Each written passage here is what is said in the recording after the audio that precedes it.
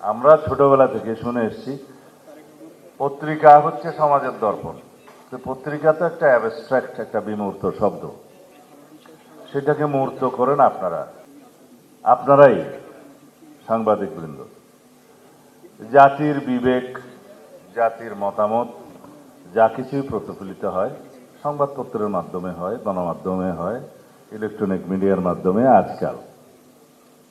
আগে electronic media ছিল না যখন এই বক্তব্যগুলো আসতো। সেই হিসাবে এখন বলা যায় এই মুহূর্তে সমাজের সেই দর্পণ চূর্ণ বিচূর্ণ হয়ে গিয়েছে, কিন্তু সাংবাদিকদের দর্প যেন চূর্ণ না হয়। আপনারা যদি রাষ্ট্র কাঠামোয় সংস্কার চান, সংস্কারকৃত সমাজ চান, সংস্কারকৃত রাষ্ট্র চান, গণতান্ত্রিক সংস্কার চান, সর্বপর্যায়ে বৈষম্যহীন সমাজ ব্যবস্থা নির্মাণ করতে চান, আপনারাই পারবেন। আপনারাই সমাজের দিক নির্দেশক। রাজনীতিবিদরা রাষ্ট্র পরিচালনা করার সময় ড্রাইভিং সিটে থাকে, কিন্তু সেই ড্রাইভিং সিটকে আপনারা পথ নির্দেশ না করলে সমাজ বিচ্যুত হবে। যেই দুর্ভাগ্যজনক ঘটনা হয়ে গিয়েছে গত কয়েকদিন আগে সংবাদ মাধ্যমের উপরে কয়েকটি বাংলাদেশের খ্যাতনামা পত্রিকা অফিসে, প্রথম আলো, ডেইলি স্টার, যেভাবে জ্বালিয়ে দেওয়া হয়েছে, পুড়িয়ে দেওয়া হয়েছে, burn down to the ground even, যেটা বলতে চাই, এরকম দৃশ্য সারা বিশ্ব দেখেছে। সেটা আমাদের জন্য লজ্জার জাতি হিসাবে। এটা কোনোভাবে আমরা শুধুমাত্র দুঃখ প্রকাশ করে, ক্ষমা প্রার্থনা করে সমাপ্ত করতে পারবো না। এখানে সরকারের দায়িত্ব ছিল সবচেয়ে বেশি,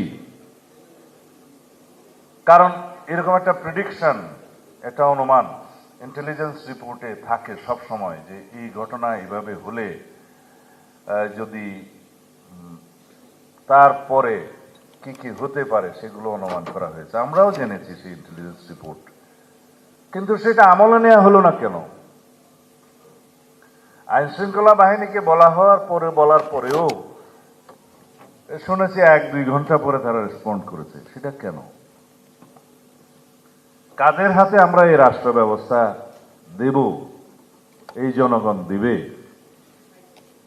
তাদের নির্ধারণ করার জন্য যাদের দায়িত্ব, নিরপেক্ষ নির্বাচন করার জন্য যারা দায়িত্ব নিয়েছেন, তাদের এই জায়গায় ভূমিকাটা প্রশ্নবিদ্ধ।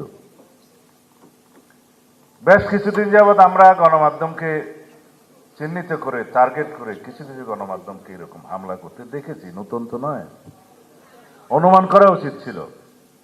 কিছু কিছু স্থাপনায়, কিছু কিছু ঠিকানায় যেভাবে মবক্রেসিকে এলাও করা হয়েছে, সেটাকে বলা যায় আমরা তো চেয়েছিলাম ডেমোক্রেসি, কিন্তু কেন হয়ে যাবে মবক্রেসি? তাকে কেন লালন করতে দেয়া হবে? এগুলো আমি সরকারের দুর্বলতাকেই ইঙ্গিত করছি। এগুলো আরো কঠোর হস্তে দমন করতে হবে। বহির্বিশ্বে বাংলাদেশের ভাবমূর্তি বিনির্মাণের আমাদের এখনই সময়। যদি আমরা আগের কালচারে ফেরত যাই, যেখানে স্বৈরশাসকরা, ফেসিস্টরা গণমাধ্যমকে স্বাধীনভাবে কাজ করতে দেয়নি, যেখানে আন্ডার প্রেসার মবক্রেসির মাধ্যমে একই দৃশ্য আমরা আর দেখতে চাই না।